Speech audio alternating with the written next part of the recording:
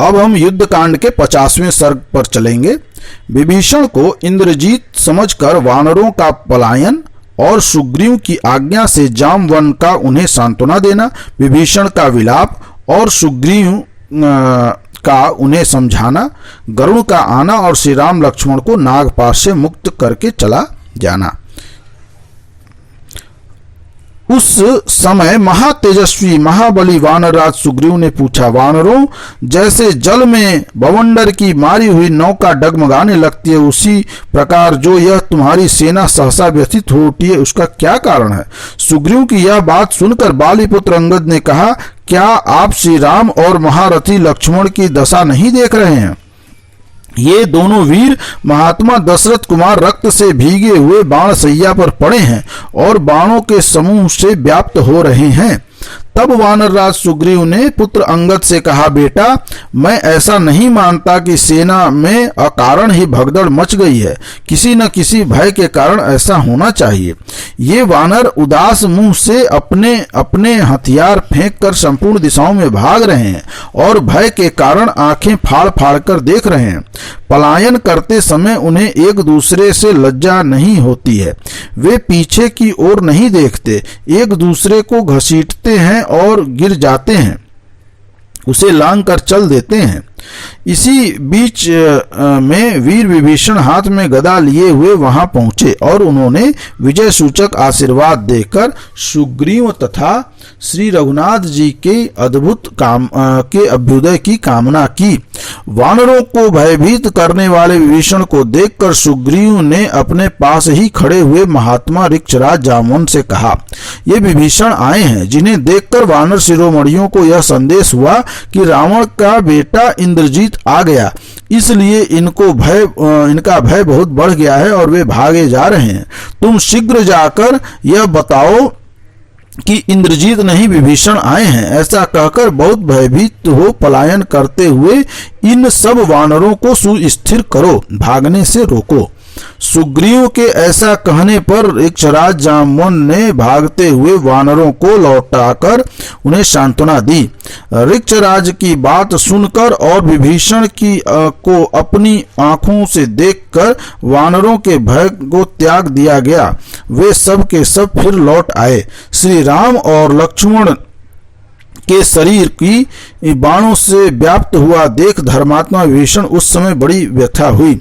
उन्होंने जल से भीगे हुए उन दोनों भाइयों के नेत्र पोंछे और मन ही मन शोक से पीड़ित हो वे रोने और विलाप करने लगे। हाय, जिन्हें युद्ध अधिक प्रिय था और जो बल विक्रम से संपन्न थे, वे ही ये दोनों भाई श्री राम और लक्ष्मण माया से युद्ध करने वाले राक्षसों द्वारा इस अवस्था को पहुंचा दिए गए।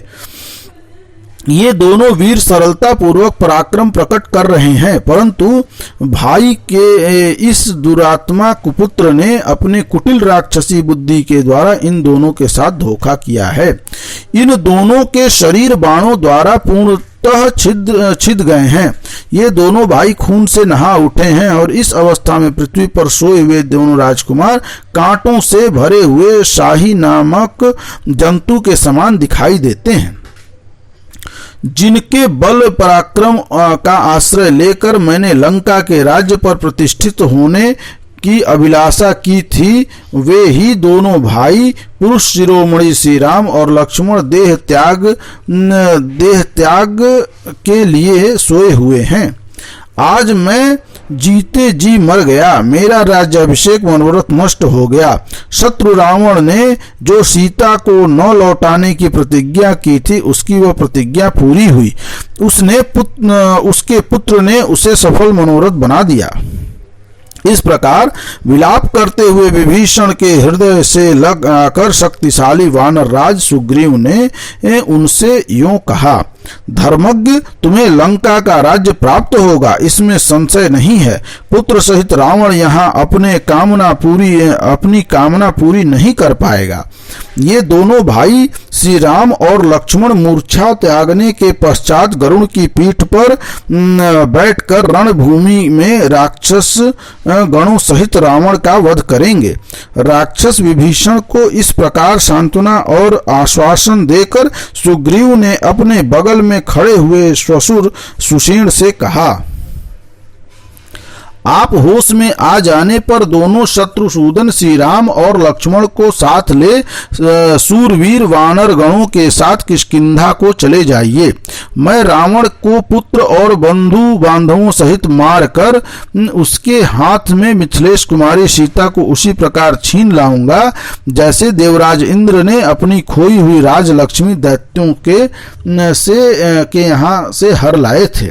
वानर राज सुग्रीव की यह बात सुनकर सुषेण ने कहा, पूर्व काल में जो देवासुर महायुद्ध हुआ था उसे हमने देखा था। उस समय अस्त्र शस्त्र के ज्ञाता तथा लक्ष्य वेद से कुशल देवताओं को बारंबार बाणों से आच्छादित करते हुए दानवों ने बहुत घायल कर दिया था।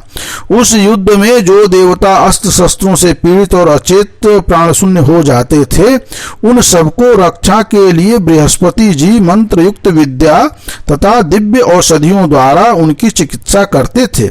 मेरी राय है कि उन औषधियों को ले आने के लिए संपाति और पनस आदि वानर शीघ्र ही वेग पूर्वक क्षीर सागर के तट पर जाएं।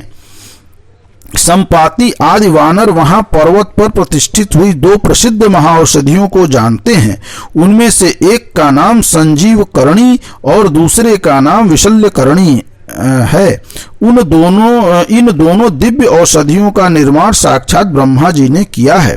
सागर में उत्तम क्षीर समुद्र के तट पर चंद्र और द्रोण नामक दो पर्वत हैं, जहां पूर्व काल में अमृत का मंथन किया गया था।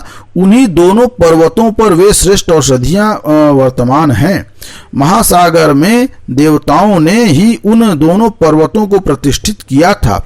राजन, वे वायुपुत्र हनुमान उन दिव्य औषधियों को लाने के लिए वहां आए। औषधियों को लाने की वार्ता वहां चल ही रही थी कि बड़े जोर से वायु प्रकट हुई, मेघों की घटा घिर आई और बिजलियां चमकने लगी।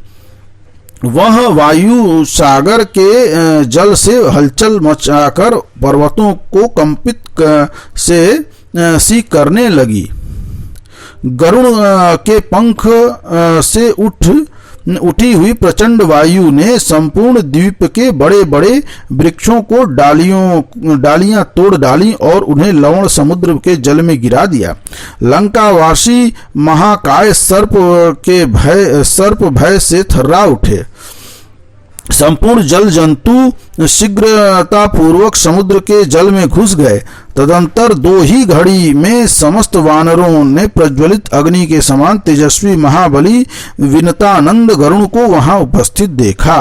उन्हें आया देख जिन महाबली नागों ने बाण के रूप में आकर उन दोनों महापुरुषों को बांध रखा था, वे सब के सब वहां से भाग खड़े हुए। तत्पश्चात गरुड़ ने उन दोनों रघुवंशी बंधुओं को स्पर्श करके अभिनंदन किया और अपने हाथों से उन्हें उनके चंद्र के समान कांतिमान मुख को पोंछा। गरुड़ जी का स्पर्श प्राप्त होते ही श्री राम और लक्ष्मण के सारे घाव भर गए और उनके शरीर तत्काल ही सुंदर कांति से युक्त और स्निग्ध हो गए। उनमें तेज, वीर्य, बल, ओज, उत्साह, दृष्टि शक्ति, बुद्धि और स्मरण शक्ति आदि महान गुण पहले से दोगुने हो गए। फिर महातेजस्वी गरुड़ ने उन दोनों भाइयों को साक्षात इंद्र के समान थे उठाकर हृदय से लगा लिया। तब श्री रामचंद्र जी ने प्रसन्न होकर उनसे पूछा, इंद्रजीत के कारण हम लोगों पर जो महान संकट आया था उसे हम आपकी कृपा से लांघ गए। आप विशिष्ट उपाय के ज्ञाता हैं, अतः आपने हम दोनों को शीघ्र ही पूर्वत बल से संपन्न कर दिया। जैसे पिता दशरथ और पितामह अज के पास जाने से मेरा मन प्रसन्न हो सकता था, वैसे ही आपको पाकर मेरा हृदय हर्ष से खिल उठा है। आप बड़े रूपवान हैं, दिव्य पुष्पों की माला और दिव्य अंगों से विभूषित हैं। आपने दो स्वच्छ वस्त्र धारण कर रखे हैं तथा दिव्य आभूषण आपकी शोभा बढ़ाते हैं। हम जानना चाहते हैं कि आप कौन हैं।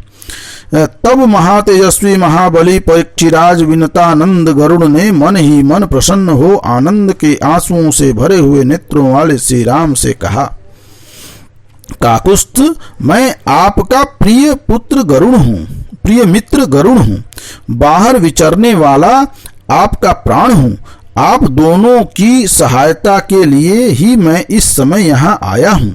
महापराक्रमी असुर, महाबली दानव, देवता तथा गंधर्व भी यदि इंद्र को आगे करके यहाँ आते तो वे भी इस भयंकर सर्पाकार बाण के बंधन से आपको छुड़ाने में समर्थ नहीं हो सकते थे। क्रूर कर्मा इंद्रजीत ने माया के बल से जिन नाग रूपी बाणों का बंधन तैयार किया था, वे नाग ये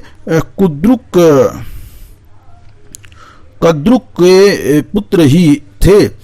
इनके दांत बड़े तीखे होते हैं। इन नागों का विष बड़ा भयंकर होता है और ये राक्षस की माया के प्रभाव से बाण बनकर आपके शरीर में लिपट गए थे।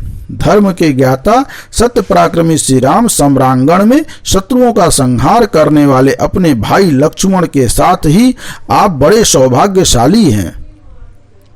मैं देवताओं के मुख से आप लोगों के नागपाश में बंधने का समाचार सुनकर बड़ी उतावली के साथ यहाँ आया हूँ।